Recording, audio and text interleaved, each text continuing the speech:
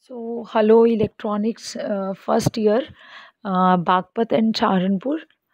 बच्चे, मैं नेक्स्ट जो अब हमारा टॉपिक है, जो मैंने लास्ट तो आपको बताया था। जैसे आप देख सकते हैं, मैंने यहाँ पे आपका सिलेबस खोला हुआ है अपने ईसीडी का, जिसमें फर्स्ट था आपका इंट्रोडक्शन टू इलेक्ट्रॉनिक्स, और जिसमें application of electronics in different fields we have already covered. ठीक है, तो इलेक्ट्रॉनिक्स के विभिन्न क्षेत्रों में क्या प्रयोग हैं, उसके बारे में मैं पहले ही आपको एक लेक्चर आपको डिलीवर्ड हो चुका है। इसके अंदर जो आप देख रहे हैं इंट्रोडक्शन टू इलेक्ट्रॉनिक्स में ही दूसरा टॉपिक जो है इसका, वो टॉपिक है आप सामने से देख रहे हैं, brief introduction to active component and devices. मतलब आपको एक्टिव कंपोनेंट्स कौन से होते हैं, कौन या और एक्टिव कंपोनेंट्स कौन से हैं, और एक्टिव डिवाइसेस कौन कौन सी है, उसके बारे में आपको बताना है। ठीक है, तो ये आपका नेक्स्ट है टॉपिक। अब इसके साथ में मैं आपको एक्टिव कंपोनेंट के साथ साथ में आपको पैसिव कंपोनेंट भी समझाऊंगी। जैसे आप इसके अंदर देख रहे हैं इसी के अंदर कि नेक्स्ट जो आ रहा है आपका, नेक्स्ट जो टॉपिक है वो आपका पैसिव कंपोनेंट है। ठीक है, नेक्स्ट आपका जो सेकंड चैप्टर है वो आपका पैसिव कंपोनेंट है। लेकिन पैसिव कंपोनेंट की डिटेल को मैं एक्टिव कंपोनेंट के ख़त्म करते ही फिर आपको पैसिव कंपोनेंट बताऊंगी, और फिर पैसिव कंपोनेंट में इसका रजिस्टर, कैपेसिटर और इंडक्टर्स के जो डिफरेंट टाइप्स हैं फिर हम डिटेल में उसके बारे में बात करेंगे। ठीक है, तो सबसे पहले हम ये जानते हैं कि एक्टिव कंपोनेंट्स क्या होते हैं। समझ आई मेरी बात? और एक चीज़ बच्चे, मैं कोशिश करूँगी कि कल या परसों तक मैं आपका एक लाइव क्लास ले लूँ, सो दैट आपको थोड़ा सा समझ आ जाए। और प्लस सहारनपुर में जो बच्चे हैं वो बागपत के जिन बच्चों को जानते हैं, वो उनमें से कहें कि कोई मुझे अपने ग्रुप में ऐड कर ले। ठीक है, तो मैंने देखा कि अभी तक मुझे ऐड नहीं किया गया है। ठीक है, तो अब हम ज़रा समझते हैं इसके अंदर। इसके अंदर बच्चे दूसरा ये जो चैप्टर है आपका, बेसिकली जो ये introduction to electronics passive component, ये तो मैं आपको पीपीटी से ही समझाऊंगी ताकि आपको इजीली लिखने का मटेरियल मिल जाए। लेकिन जो इससे नेक्स्ट वाला, जब हम वोल्टेज सोर्स और करंट सोर्स पे जंप करेंगे, फिर वो मैं पूरा अलग मेथड से समझाऊंगी, क्योंकि वो खाली पीपीटी से नहीं समझा जा सकता। वो मैं इस तरीके से समझाऊंगी जैसे हम क्लास में पढ़ते थे। ठीक है, बोर्ड के ऊपर। ठीक है बच्चे, तो मैं सीक्वेंस में चल रही हूँ। तो अब आप देखिएगा, जहाँ आपको ना समझ आए, आपके पास मेरा फ़ोन नंबर है, आप कॉल कर सकते हैं या आप मुझे मैसेज ड्रॉप कर दें। ठीक है, 10 से 5 के बीच में आप मुझे मैसेज ड्रॉप कर दें। वीडियो देखने के बाद कमेंट बॉक्स में लिख दें, या मुझे मैसेज कर दें, या मुझे व्हाट्सएप मैसेज कर दें कि मैम ऐसा समझ नहीं आ रहा है। हर तरीके से आप फ्री हैं उस चीज़ को समझने के लिए। ठीक है, तो देखिएगा इसके अंदर जैसे मैं अब आपको बता रही हूँ वो ज़रा आप समझिएगा बच्चे। अब देखिएगा बच्चे, इसके अंदर जैसे इलेक्ट्रॉनिक कंपोनेंट जो होते हैं, बिल्कुल बेसिक समझना है आपको, बहुत इजी है, बहुत इंटरेस्टिंग सब्जेक्ट है आपका, बिल्कुल बेसिक है ये। ठीक है, तो आपका जो इलेक्ट्रॉनिक कंपोनेंट है आपका, वो इलेक्ट्रॉनिक कंपोनेंट आपकी जो इलेक्ट्रॉनिक्स इंजीनियरिंग है, उसके अंदर आपको दो टाइप के कंपोनेंट्स मिलते हैं। ठीक है, एक कंपोनेंट होता है आपका पैसिव कंपोनेंट, और एक कंपोनेंट होता है आपका एक्टिव कंपोनेंट। समझ आई मेरी बात? एक होता है आपका पैसिव कंपोनेंट और एक होता है आपका एक्टिव कंपोनेंट। मैं आपको इसको चीज़ को क्लियर करती हूँ बच्चे। देखिए, आपकी दो इंजीनियरिंग होती हैं, एक इलेक्ट्रिकल इंजीनियरिंग है, एक इलेक्ट्रॉनिक्स इंजीनियरिंग है। इलेक्ट्रॉनिक्स इंजीनियरिंग में आपको इलेक्ट्रिकल कंपोनेंट को यूज़ करके ही आपके सर्किट बनते हैं। ठीक है, तो अब ज़रा हम इसको समझते हैं कि हमारे इलेक्ट्रॉनिक्स में, जो हमारी इलेक्ट्रॉनिक्स इंजीनियरिंग है, उसमें कितने टाइप के कंपोनेंट हम यूज़ करते हैं। पहला कंपोनेंट जैसे आप यहाँ पे देख रहे हैं, मैंने लिखा है इलेक्ट्रॉनिक कंपोनेंट्स आपका दो टाइप का है। एक तो है आपका पैसिव कंपोनेंट और एक है आपका एक्टिव कंपोनेंट। पैसिव कंपोनेंट को हम क्या बोलते हैं? निष्क्रिय कंपोनेंट, निष्क्रिय घटक। और एक्टिव कंपोनेंट को बोलते हैं सक्रिय घटक। ठीक है, अब जो है आपका एक्टिव कंपोनेंट जो है आपका, जो आपका एक्टिव कंपोनेंट है, एक्टिव कंपोनेंट जो है आपका, इसके अंदर आपका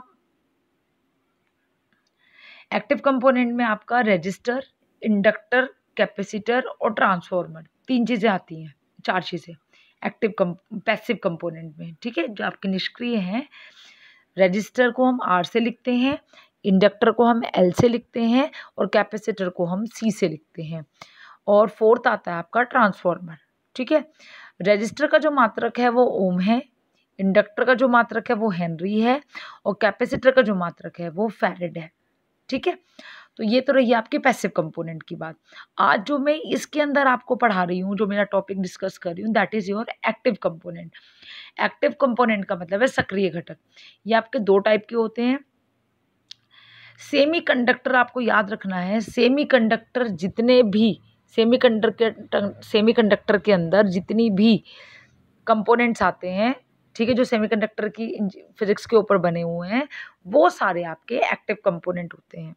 हम सेमीकंडक्टर को भी डिटेल में करेंगे। पहले मैं ये टॉपिक समझाऊंगी, फिर एक आपका वोल्टेज एंड करंट सोर्स है, उसको समझाने के बाद आपका पूरी की पूरी 1.5 महीना 2 महीना सिर्फ आपका डिटेल में क्या चलेगा, सिर्फ और सिर्फ बीजेटी पीएन जंक्शन डायोड, सिर्फ यही चलेगा, ठीक है। तो देखिएगा, जो आपका एक्टिव कंपोनेंट है, इस एक्टिव कंपोनेंट में आपकी आती है सेमीकंडक्टर डिवाइसेस, ठीक है, सेमीकंडक्टर डिवाइसेस जो मैंने अभी बताया आपको, और एक आपकी ट्यूब डिवाइसेस। तो सेमीकंडक्टर डिवाइसेस आपकी कौन कौन सी हैं? ट्रांजिस्टर है, ठीक है, आपकी मॉसफेट है। मैं आपको भी धीरे धीरे बताऊंगी, आपको परेशान होने की ज़रूरत नहीं है। सिर्फ आपको इतना समझना है कि एक्टिव कंपोनेंट वो डिवाइस है जिसमें सारी हमारी सेमीकंडक्टर डिवाइसेस आती है, ठीक है।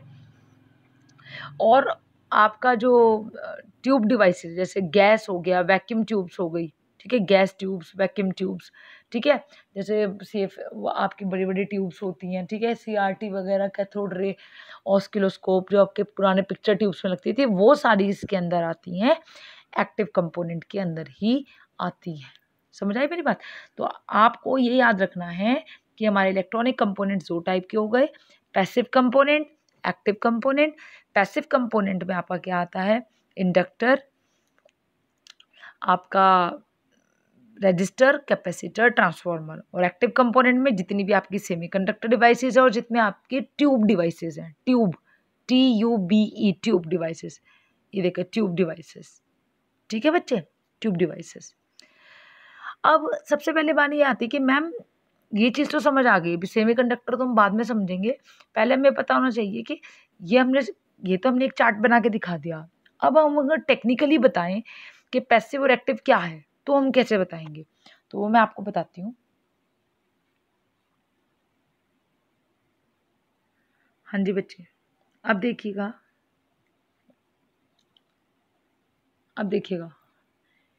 एक्टिव, जैसे सबसे पहले मैंने इसके अंदर एक लाइन डाली है, एक्टिव एंड पैसिव कंपोनेंट्स कौन कौन से हैं and what is the difference, और इनके बीच में क्या डिफरेंस है। तो what is the difference between the two, active और पैसिव कंपोनेंट्स क्या होते हैं और इन दोनों के बीच में क्या डिफरेंस होता है। तो हम टेक्निकली समझते हैं इस चीज़ को। देखो, मैंने इसको आपको एक डायग्राम से समझाया है, ठीक है। एक तो आपकी बैटरी हो गई, देख रहे हैं ना आप, आपको रेड कलर की एक बैटरी दिखाई दे रही है और एक आपको बल्ब दिखाई दे रहा है, एक बैटरी दिखाई दे रही है और एक आपको बल्ब दिखाई दे रहा है, ठीक है। तो आप क्या कह रहे हैं कि ये जो आपकी बैटरी है, जो सेल है, ये तो आपका एक्टिव एलिमेंट हो गया, और जो आपका ये बल्ब वगैरह है, तो ये क्या हो गए? आपके पैसिव एलिमेंट हो गए। समझ आई मेरी बात? ये जनरल चीज़ सब लोग जानते हैं, सब लोग जानते हैं, ठीक है। तो आप इसको, सबसे बढ़िया तरीका है, मैंने बहुत इजी तरीके से सोचने की कोशिश की है कि आपको कैसे समझाया जाए, ठीक है बच्चे। तो एक्टिव एलिमेंट और पैसिव एलिमेंट ये होते हैं। अब उसको और बेटर तरीके से जस्टिफाई कैसे करें बताती हूँ। देखिए, the two types of electronic devices, हमारे इलेक्ट्रॉनिक डिवाइसेस दो प्रकार की होती है। Electronic elements that make up a circuit are connected together by conductor to form a complete circuit, active component and passive component. इसमें ये कह रहा है कि जो आपके इलेक्ट्रॉनिक डिवाइसेस हैं वो दो प्रकार के चीज़ों को मिलके बनते हैं। कोई भी इलेक्ट्रॉनिक सर्किट जो है वो अकेला काम नहीं कर सकता। मैं इलेक्ट्रिकल सर्किट की बात नहीं कर रही हूँ, मैं इलेक्ट्रॉनिक सर्किट की बात कर रही हूँ। सबसे पहले इलेक्ट्रिकल इंजीनियरिंग आई थी, उसके बाद में इलेक्ट्रॉनिक्स इंजीनियरिंग आई है, ठीक है। और इलेक्ट्रॉनिक्स इंजीनियरिंग अकेले कुछ नहीं कर सकती, एक्टिव एलिमेंट अकेले कोई काम नहीं कर सकते जब तक उसके साथ में पैसिव कंपोनेंट ना जुड़ा हो, ठीक है। तो आपका जो इलेक्ट्रॉनिक डिवाइसेस है, जो मैंने यहाँ पे लिखा भी है, इंग्लिश और हिंदी में इसलिए लिख रही हूँ कि बच्चों को दिक्कत ना हो, ठीक है, और थोड़ा आपकी इंग्लिश भी इम्प्रूव हो, ठीक है। तो आपका जो इलेक्ट्रॉनिक डिवाइसेस हैं वो इलेक्ट्रॉनिक एलिमेंट्स जो हैं वो किससे सारे इलेक्ट्रॉनिक एलिमेंट्स एक्टिव और पैसिव दोनों प्रकार के कंपोनेंट्स को मिलाकर, दोनों प्रकार के एलिमेंट्स को मिलाकर, दोनों प्रकार के, जैसे मैंने लिखा है एक्टिव एलिमेंट और पैसिव एलिमेंट, दोनों प्रकार के एलिमेंट्स को या कंपोनेंट्स को जब हम एक कंडक्टर के थ्रू, ये वायर क्या है, कंडक्टर, कंडक्टर का मतलब जो कंडक्ट करता है, क्या कंडक्ट करता है, इलेक्ट्रॉन्स के प्रवाह को चलने देता है। कंडक्ट का मतलब ही क्या है, चलना, ठीक है। तो आपके जो कंपोनेंट्स हैं, इलेक्ट्रॉनिक कंपोनेंट और पैसिव कंपोनेंट को जब हम एक कंडक्टर से कनेक्ट कर देते हैं कंडक्टर के थ्रू, तो वो एक पूरा सर्किट बन जाता है, और वो सर्किट क्या कहलाता है, इलेक्ट्रॉनिक सर्किट कहलाता है, ठीक है। अब देखिएगा एक्टिव कंपोनेंट, उससे पहले मैं आपको थोड़ा सा और बताती हूँ। देखो बच्चे, आप इसको साथ साथ नोट भी करते रहें।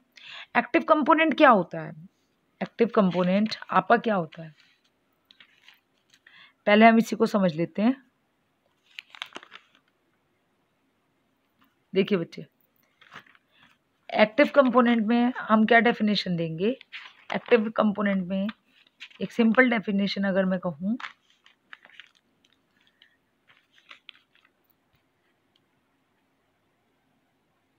देखिए बच्चे, जो आपका एक्टिव कंपोनेंट है और पैसिव कंपोनेंट है, एक्टिव कंपोनेंट आपके वो घटक होते हैं जो इलेक्ट्रिकल सिग्नल को क्या कर सकते हैं, एम्पलीफाई कर सकते हैं, ठीक है।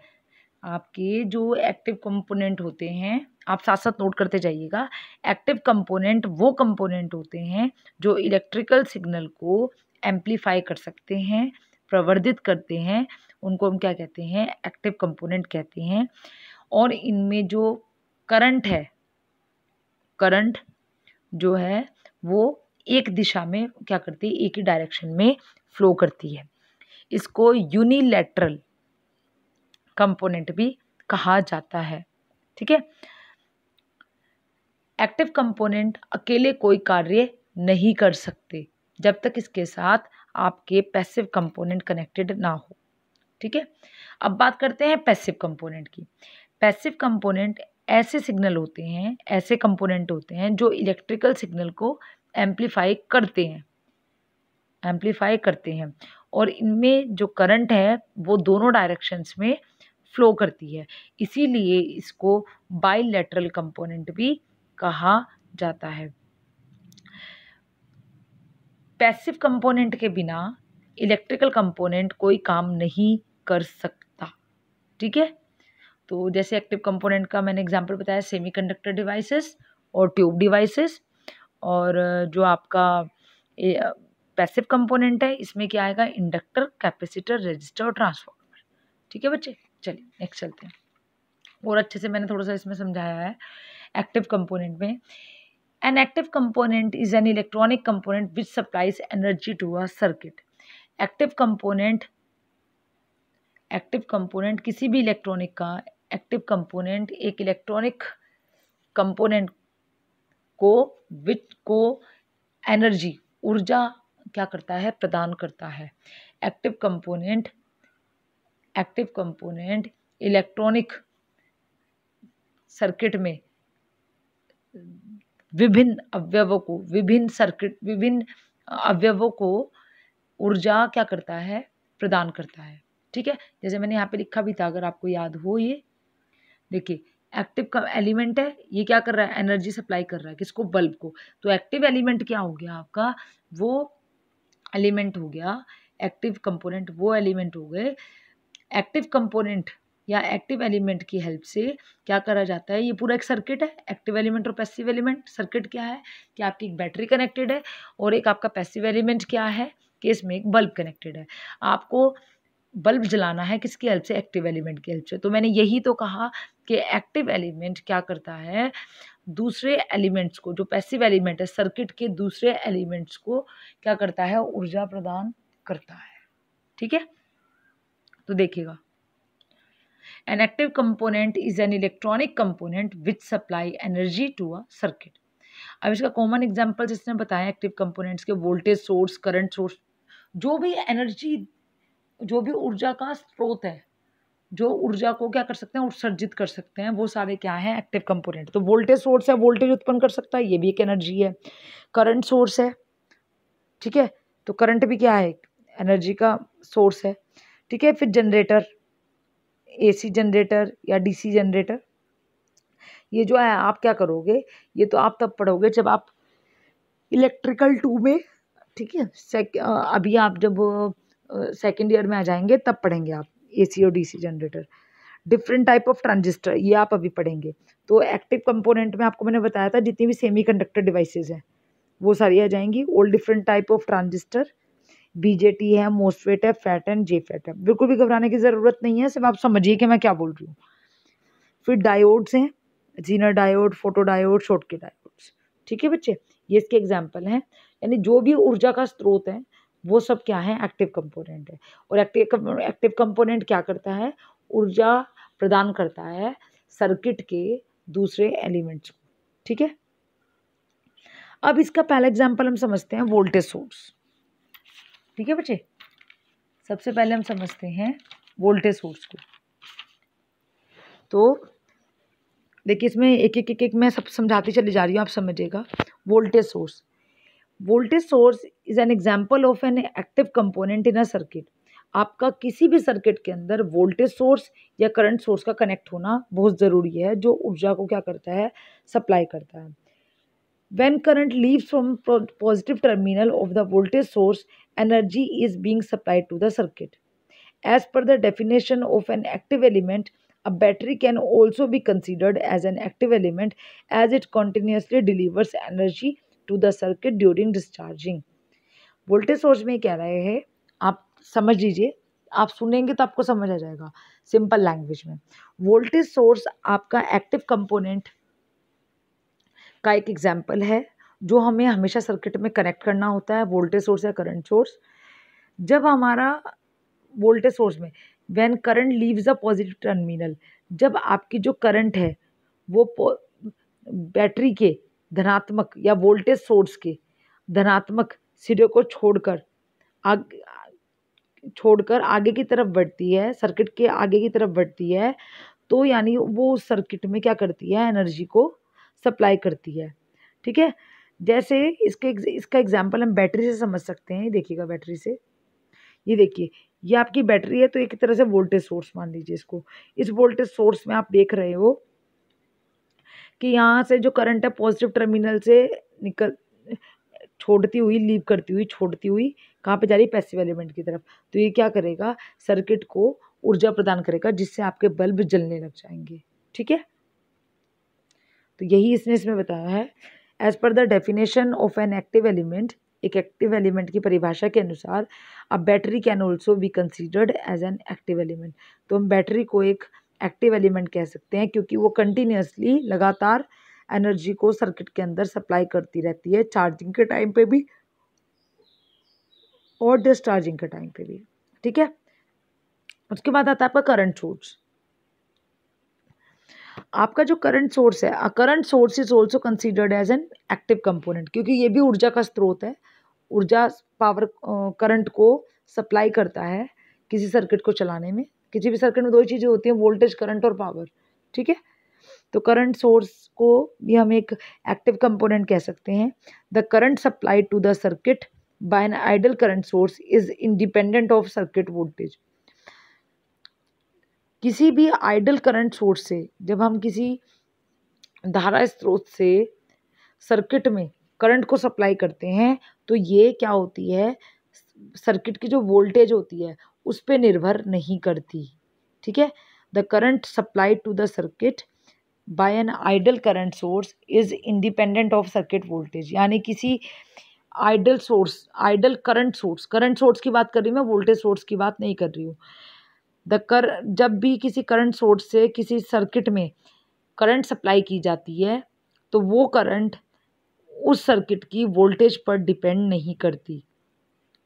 As a current source is controlling the flow of charge in a circuit, it is classified as an active element.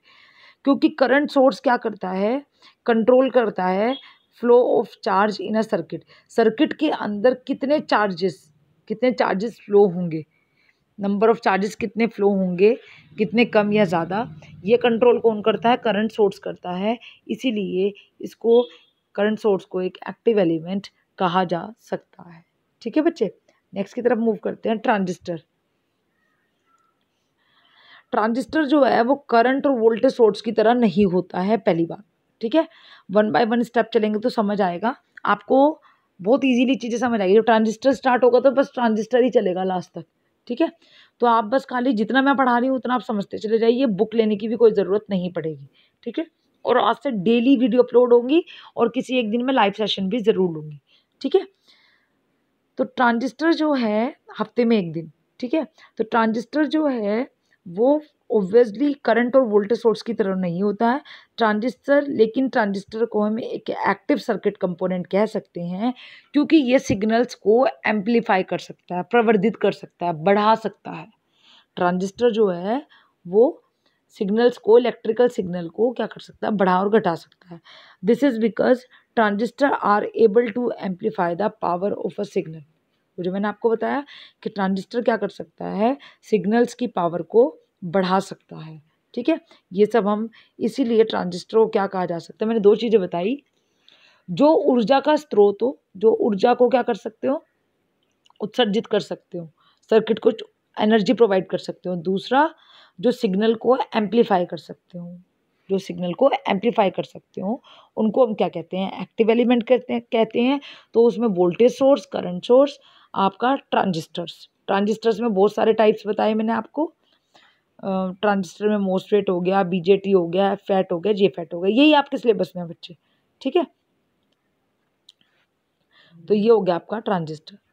अब इसके बाद में मैं नेक्स्ट वीडियो जो आज ही अपलोड करूँगी वो होगी आपकी पैसिव कंपोनेंट।